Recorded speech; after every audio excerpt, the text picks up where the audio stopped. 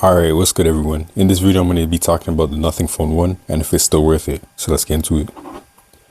So the Nothing Phone 1 is a mid-range phone that came out about a year ago, and it has a 120Hz panel. It has a 50 megapixel wide angle camera and then also a 50 megapixel ultra wide. And then of course it's famous for its glyph lights and its transparent back design, and it's just overall clean aesthetic. So what makes this phone special? Outside of its design, clean aesthetic, and comfortable feel because of the curved edges, the Nothing Phone 1 offers a clean software experience that is close to stock Android while still having some interesting things. In the swipe down menu you can see some of those interesting things. So instead of just having like the regular quick toggles at the top, you have these expanded circular quick toggles which you can swipe back and forth. This one I believe is like Bluetooth devices, and then you have your Wi-Fi and your mobile data. And then if you tap the circle up here, it will turn it off. And then if you tap like the outer space of that inner circle, then it will bring up this menu right here, and then you can do different things. For the Bluetooth side, you can look at your Bluetooth devices and switch between them, adjust your setting. In addition to that, they were talking a lot about how they want to make an ecosystem with anything that you have, and one of those things was a Tesla. So if you had a Tesla, they talked about extra features, your phone being able to connect with your Tesla, and this is one of them. And this is not bad. You could just use the widget or the app itself, the Tesla app, but having this is not bad because anywhere you are on your phone, if you swipe down to this menu right here, then you can tap this and easily do these different things on your car without having to go to the home screen or the app. So it's not bad. I actually do use it more often nowadays. And yeah, but outside of that, everything here is pretty much the same.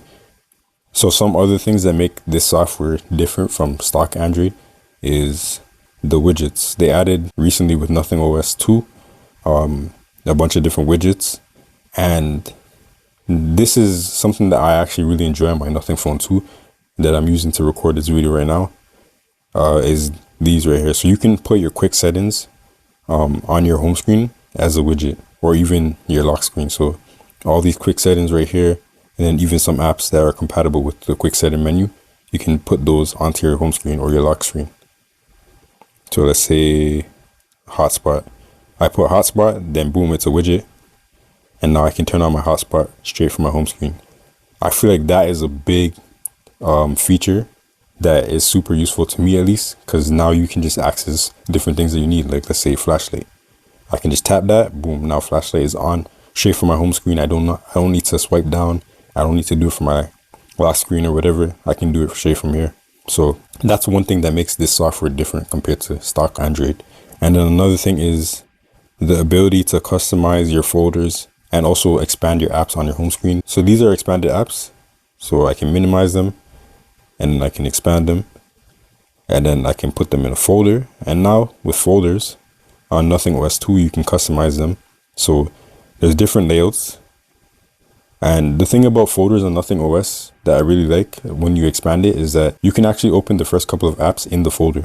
So right now you see calendar and task. I can just tap on that and boom, it opens. You don't even have to go in the folder.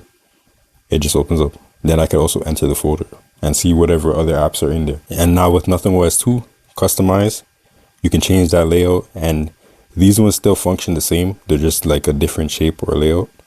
And you can still tap them to quickly enter those apps that are the first apps in the folder. And then you can also put a cover. So down here they have their own preset covers, emoji type things that you can choose from, which is pretty cool. And then they have like a bunch of like actual emojis in the Nothing design language. I wish it was more dot matrixy. They're still pretty good, not bad. You can basically put like any emoji as the folder icon. So I think that's pretty cool as far as like customization and just making your home screen look clean, and it fits the whole aesthetic of Nothing OS and just minimalism and stuff like that. So with the widgets, going back to the widgets, you have them on your always on display, which I think is pretty cool. Unfortunately though, if you tap it, it's not going to activate it from your always on display. You have to turn on the screen to do it. But being able to access these things straight from your lock screen, I think is really cool. It just allows further customization and further, quick usage of your phone without actually diving into it and getting distracted by everything else. So yeah, these widgets, really, really good implementation, really good idea. I hope they expand on it and allow you to do more things, like maybe launch an app or do a gesture or something like that. There's so much potential with this idea. And then the other special thing about Nothing software is the way that you can do your pop-up apps or your pop-up view floating windows. So basically you just swipe up, drag here, and then boom, now you have floating windows. I feel like it's nothing crazy, but I use this pretty often. Like, it's such an easy way to get into floating windows. So let's say I'm calculating something. I swipe up, boom, my calculator is there, and then I can just hit up, Google and Google some stuff, go back to the calculator, bam, bam, bam, bam, bam, and then boom, go back to what I'm doing, go back to calculator, bam, bam, bam, boom, whatever, go to a different app, get some more information, go back to the calculator, and I can move it out of the way, put it wherever on the screen, and then if I don't need it anymore, I can dismiss it, or I can drag it down and open it up fully again. It's nothing crazy, but it is a pretty good implementation of floating windows in my opinion, and I feel like it's just really smooth. Like, any app you're in, you can just bomb floating windows. One thing that I use it all the time for is when I'm playing games. So let's say I'm playing a game like Pokemon Unite or Arena of Valor or Mobile Legends. When I'm waiting for the game to start, I'll swipe up, put it in floating window mode, go do something else, and then when it's time to ready up, I can just tap the floating window, accept the game, and then boom, go back to what I'm doing. Then when the game finally starts, I just swipe down on the floating window and then go back to full screen. So it's pretty nice and smooth, and I enjoy that feature. So some other software features that are specific to this phone is the glyph lights. So I know a lot of people talk about them as gimmicks, but the glyph lights actually have some real world usage in my opinion. What makes the glyph lights useful, at least for me on this phone, is flip to glyph. So with flip to glyph, you turn this on, and then whenever you put your phone face down, it will automatically go to do not disturb, and then it will switch from sounds and vibrations to just the lights on the back. In Nothing OS 2, you can set specific apps to be essential notifications, which basically means that this light right here will always stay lit if you get a notification from that app. So let's say I set text messages as essential notification. When I get a text, if my phone is down in flip to glyph mode, that light will always stay on. Even though there's no sounds or vibrations, I can see that an essential notification is there, and then I'll pick up my phone and check it, see what's happening. Otherwise, it will just do its regular glyph animations. So for that, you can customize what contacts in your phone have specific glyph animations, so that when your phone is flipped and you see a certain pattern, you can know that it's that person, and you don't have to have any sound, no vibration distracting you, etc. So I think that's pretty cool. And then on top of that, you have the composer, which now you can make your own glyph light sequences. And they even have their cool little sound packs. They just released a new one. I didn't update this one yet, but my phone 2 has it. So glyph light is decent. It also has feedback for the Google Assistant down here. Hey, what are you saying right now? Sorry, that got confusing. Mind being more specific?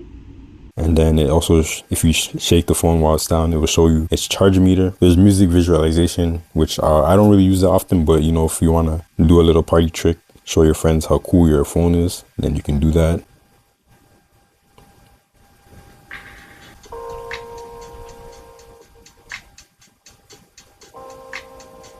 So yeah, basically it lights up to the music. Then you also have the bedtime schedule. So the lights are cool and stuff like that, but you don't want them blasting you at nighttime. So you can schedule it to turn off at certain periods of the day and then turn back on at certain periods of the day. So right now I have it set to turn off at 9:30 p.m. Then 7:30 a.m.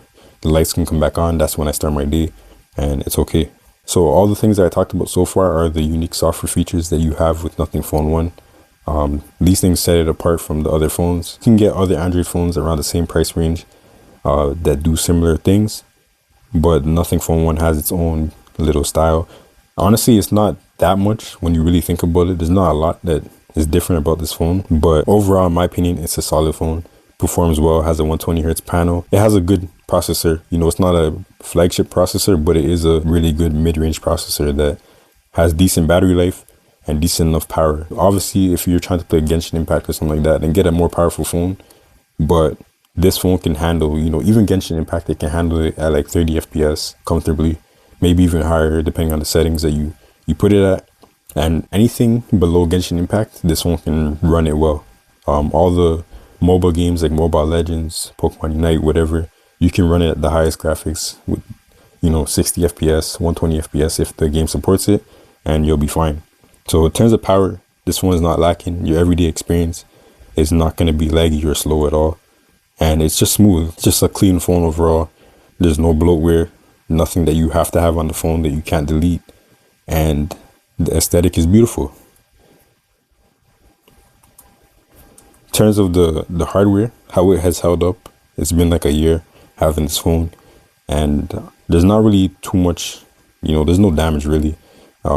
But it depends on how much you take care of the phone. Originally, I had the black one, and the phone is like super slippery. So, I advise you to get a case. But this phone is like really slippery, and it can easily slip out of your pocket. And so my black one, it slipped out of my pocket and, fell on the ground, and boom, I got some scratches on it and some dents. But this one is clean because I didn't, I learned from my mistakes. So no issues with that. It is aluminum, right? So aluminum is not the most durable material, and it's not like the phone is going to break when it falls, but it will get scratched and dented. And if you're like me, that's going to annoy you. So, wear a case. And so I've been wearing a case that I got from Amazon for a while. This is just a generic clear case because I like to see the phone. But honestly, nowadays I might change my mind on how I feel about them because dirt just gets inside, or like, little particles get underneath and then you can see it and it kind of ruins it. And also the sides of the phones can get scratched. I don't know. I don't like cases that much, but I don't like scratches on my phone even more. So that's why I use them. But often I just take it out the case when I'm at home or somewhere safe, and I just use it like this. The phone is really comfortable to hold without a case. So now to answer the question, is the Nothing Phone 1 worth it still in 2023? Towards the end of the year, the last quarter of the year? And the answer, in my opinion, is yes. There are other options around this price range, depending on where you live. But like when you really think about the overall package, this is a premium build. It has premium functionality in terms of like software and the screen. The cameras are decent. I feel like the cameras are good enough, and they're low-key in a more stable state than the Phone 2 cameras at the moment. And they have improved over time. I think this phone is one of my favorite camera phones just because of the color science, the way that it looks. The processing is not the best in certain situations. It can be, too soft or too dark, too light, whatever it is. But I feel like this camera is really good. It's a really good camera system. So yeah, you get a premium build, decent enough cameras. I think more than decent. These are really good cameras, in my opinion. A really good selfie camera, immersive display with the symmetrical bezels that are decently thin, and just an overall cool phone that is still continuing to get better. Like, this is a young company. This phone is only a year old, and the software has continued to improve. They implemented these cool features. I believe it will continue to get better. Nothing Tech as a company is very aware of, their fan base. They listen to feedback and stuff like that. So there's high hopes for this phone, and it still has about like 3 years of security updates, 2 years of software updates. I think this is a good buy right now, especially at the prices you can get it at right now, because it's not the current phone and it's a mid-range phone. So is it still worth it? Yes. If you can buy a Pixel 7 Pro or something like that at the same price, then you probably want to get the Pixel 7 Pro.